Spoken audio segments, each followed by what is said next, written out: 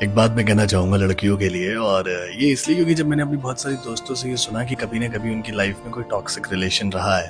तो मेरा हमेशा से एक सवाल होता था कि जब हमें ये मालूम है कि एक इंसान हमारी बेइज्जती कर रहा है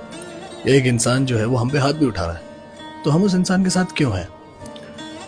तो जब आप ह्यूमन नेचर को जानते हैं या समझने की कोशिश करते हैं, तब आपको पता चलता है कि लड़कियों में जो सहन शक्ति होती है वो बहुत ज़्यादा होती है। तो उस वक्त पर वो सिर्फ रिश्ते को बचाने के लिए या उस रिश्ते को संभालने के लिए या उस रिश्ते की अहमियत को समझती है,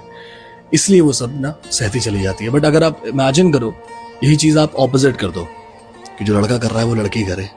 तो मुझे लगता है कि शायद वो रिश्ता एक दिन में नहीं चलेगा। क्योंकि लड़कों के अंदर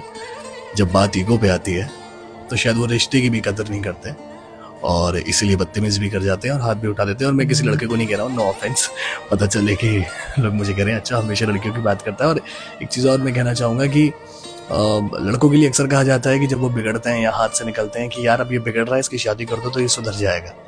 और लड़कियों के लिए कहा जाता है कि जब वो समझदार हो गई है या घर की चीज़ों को समझने लगी है कि अब शादी कर दो, अब ये समझदार हो गई है। तो यहीं से आपको बैलेंस कर लेना चाहिए कि लड़के जब बिगड़ते हैं तब उनकी शादी की जाती है और लड़कियां जब समझदार हो जाती हैं तब। तो मेरे हिसाब से जो इमोशन की बात की जाए वो लड़कियों में ज़्यादा होता है। सॉरी, हाँ प्लीज़